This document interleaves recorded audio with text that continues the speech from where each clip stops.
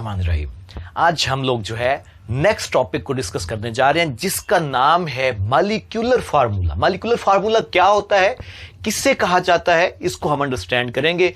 और ये याद रखिएगा, कंपाउंड के एनालिसिस का सेकंड पार्ट होता है। जब हमें कोई भी कंपाउंड दिया जाए और हमें उसके बारे में बिल्कुल कोई इल्म ना हो तो हम उसका एनालिसिस करते हैं, जिसमें उसका पहले नंबर पे एम्पिरिकल फार्मूला फाइंड करते हैं, दूसरे नंबर पे हम उसका मॉलिक्यूलर फार्मूला फाइंड करते हैं। वो कैसे करते हैं तो इसको अंडरस्टैंड कीजिएगा, इसको देखिएगा। नंबर 1 हमारे पास इसकी डेफिनेशन है। अगर हम इसको डिफाइन करना चाहें तो हम ये कह सकते हैं it is the formula which give the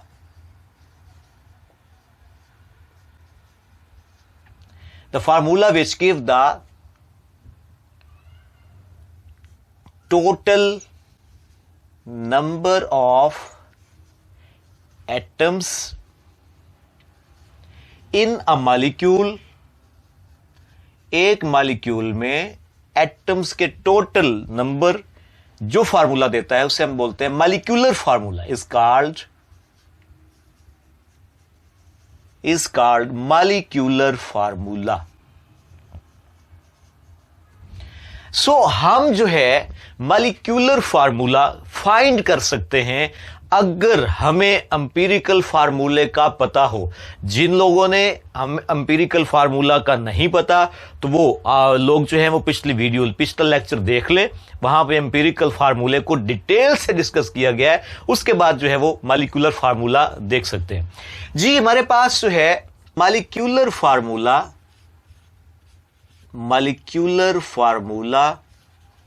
equal होता है n इंटू एम्पिरिकल फार्मूला। यानी कि हम अगर मॉलिक्यूलर फार्मूला फाइंड करना चाहें तो हमें इससे पहले एम्पिरिकल फार्मूले की जरूरत होती है। एम्पिरिकल फार्मूले का हमें पता होना चाहिए। गौर कीजिएगा, ये एम्पिरिकल फार्मूला अगर हमें पता होगा, एम्पिरिकल फार्मूला, तो ही हम मॉलिक्यूलर फार्मूला फाइंड कर सकते हैं। इसको फाइंड करने के लिए n जो है ये क्या होता है, n बेसिकली हमारे पास कोई भी एक डिजिट होता है, नंबर होता है। 1 2 3 4 अप टू सो ऑन, कोई भी नंबर हो सकता है। और n जो है, n को अगर हमने फाइंड करना हो तो n का भी एक फार्मूला है। n को फाइंड करने का फार्मूला है मॉलिक्यूलर फार्मूला मॉलिक्यूलर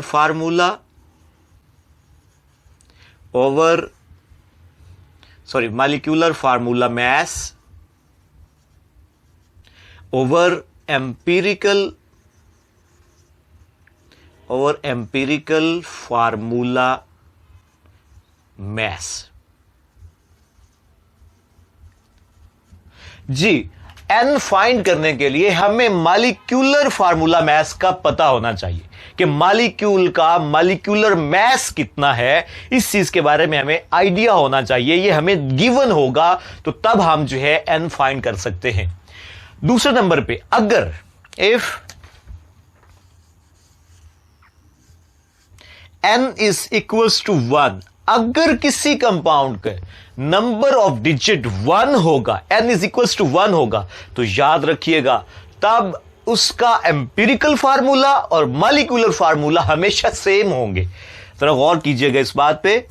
अगर हम H2O की बात करते हैं तो H2O में जो सादा रेशो पाई जाती है वो पहले से ही हाइड्रोजन ऑक्सीजन की जो रेशो पाई जाती है वो 1:2 है। 1:2 इट्सेल्फ जो है वो सादा तरीन रेशो है। अब इस सादा तरीन रेशो जो है इससे ज्यादा सादा नहीं हो सकती, तो इसका एम्पिरिकल फार्मूला भी यही होता है और मॉलिक्यूलर फार्मूला भी यही होता है। ऐसे ही हमारे पास कार्बन डाइऑक्साइड, इसकी बात करें तो इसमें कार्बन और ऑक्सीजन है जिनमें 1:2 पाई जाती। 1:2 इटसेल्फ जो है ये सादा तरीन निस्बत है। तो ये भी ऐसा कंपाउंड है जिसका एम्पिरिकल फार्मूला और मॉलिक्यूलर फार्मूला सेम है। और याद रखिएगा, जिन कंपाउंड का एम्पिरिकल फार्मूला और मॉलिक्यूलर फार्मूला सेम होता है वो कंपाउंड्स हैं हमेशा उनका n इज इक्वल्स टू 1 होता है, n इज इक्वल्स टू 1 रखा जाता है। अब जरा गौर कीजिए, एग्जाम्पल नंबर 6 करने जा रहे हैं हम चैप्टर नंबर 1 की। इसको अंडरस्टैंड कीजिएगा। हमने सबसे पहले फाइंड करना है एम्पिरिकल फार्मूला। एम्पिरिकल फार्मूले को फाइंड आउट करने के लिए आपको बड़ा अच्छी तरह से आइडिया कि 4 स्टेप हम लोगों ने पढ़े थे। उनमें पहला स्टेप जो था दैट वाज नंबर 1। अब इसके हम सॉल्यूशन में जा रहे हैं जी। Number 1 percentage composition. Percentage composition 3 चीजें, कार्बन, हाइड्रोजन और ऑक्सीजन। ये हमारे पास कार्बन, हाइड्रोजन और ऑक्सीजन, कार्बन, हाइड्रोजन और ऑक्सीजन जी। इसकी परसेंटेज उसने दी हुई है कार्बन की 65.44%, हाइड्रोजन की उसने दी हुई है जी 5.50 और ऑक्सीजन की 29.06।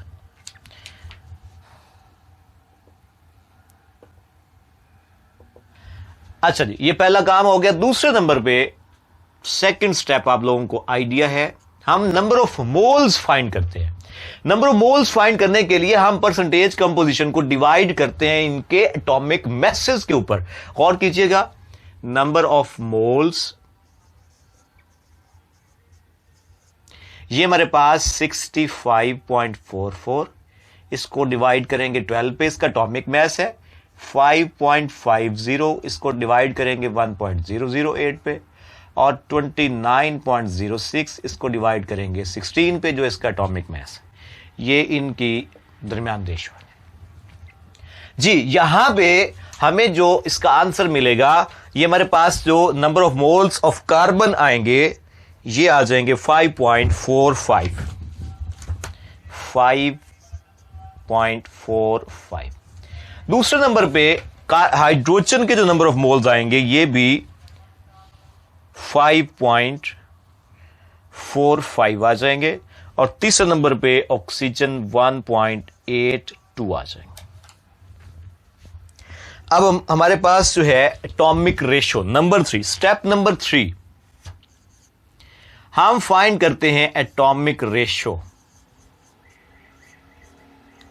एटॉमिक रेशो कैसे फाइंड की जाती है, मैंने आपको बताया था कि जो सबसे कम वैल्यू होती है जिसकी नंबर ऑफ मोल की, उस पे डिवाइड कर देते हैं बाकी सबको। और जरा देखिए यहां पे हमारे पास 5.45, इसको डिवाइड कर देंगे 1.82 पे, इसको भी डिवाइड कर देंगे 1.82 पे, और इसको भी डिवाइड कर देंगे 1.82 पे।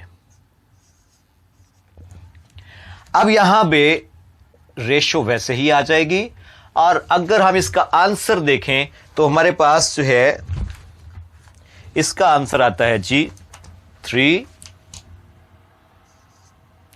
इसका आंसर भी 3 आता है, और इसका आंसर 1 आ जाता है।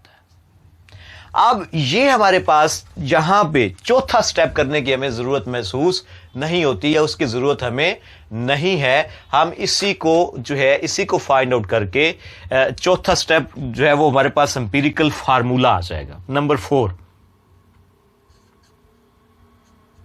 Empirical formula.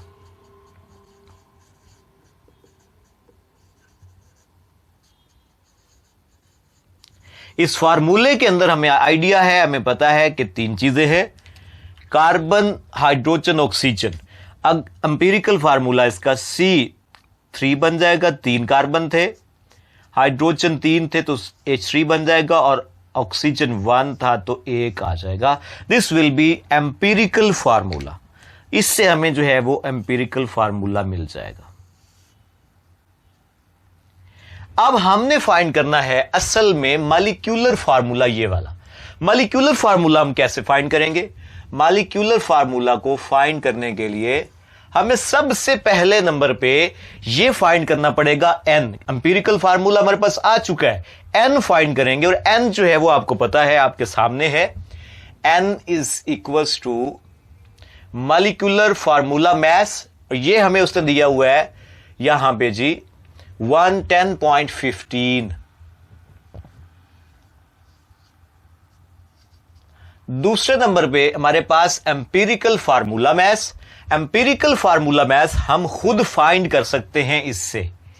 और ये कैसे फाइंड करते हैं बेटा? देखिए यहां पे कार्बन एक जो है ना, कार्बन, उसका एटॉमिक मास होता है 12, और एटॉमिक मास 12, यहां पे 3 कार्बन है, 12 इंटू 3 कर देते हैं, प्लस 3 हाइड्रोजन एक का मास 1 होता है तो 3 से मल्टीप्लाई करेंगे, और प्लस एक ऑक्सीजन का मास 16 है और उसको 1 से मल्टीप्लाई करेंगे, तो ये हमारे पास जो है 36, ये 3 प्लस 16।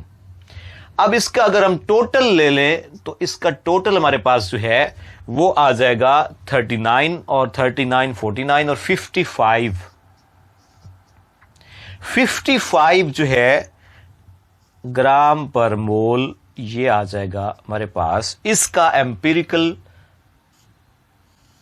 Formula mass. अब इसको हम डिवाइड कर देते हैं 55.00 कर ले। इसको डिवाइड करें तो इसका आंसर जो है वो आता है 2। 110 और 55 आपको नजर आ रहा है, ये इसका आंसर 2 आता है। अब यहां पे हम जो है मॉलिक्यूलर फार्मूला फाइंड कर सकते हैं। Molecular formula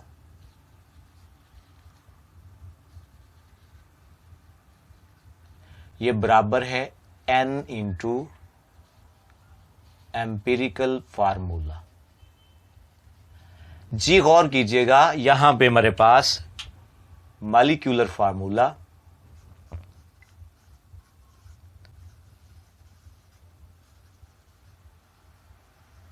will be equals to n, हमारे पास अब आ गया 2, और एम्पिरिकल फार्मूला हमने फाइंड किया हुआ C3H3 और 1, तो ये हमारे पास आ जाएगा C3H3O1। इससे हम जब मल्टीप्लाई करेंगे तो 2 और ये 3 मल्टीप्लाई होंगे तो कार्बन आ जाएंगे 6, 2 और 3 मल्टीप्लाई होंगे तो हाइड्रोजन भी आ जाएंगे 6, 2 और 1 मल्टीप्लाई होंगे तो ऑक्सीजन भी 2 आ जाएंगे। इस तरह से हम एम्पिरिकल फार्मूला से मॉलिक्यूलर फार्मूला फाइंड कर सकते हैं। उम्मीद है आपको आज का लेक्चर भी पसंद आया होगा, मॉलिक्यूलर फार्मूले की अंडरस्टैंडिंग कंप्लीटली हो गई होगी। और कोई क्वेश्चन हो तो आप कमेंट में पूछ सकते हैं। हमारा चैनल सब्सक्राइब कीजिएगा, वीडियोस को लाइक कीजिएगा, शेयर कीजिएगा और आइकॉन का बटन प्रेस कीजिएगा ताकि आने वाली हर वीडियो और लेक्चर आपको सबसे पहले मिले। अल्लाह हाफिज।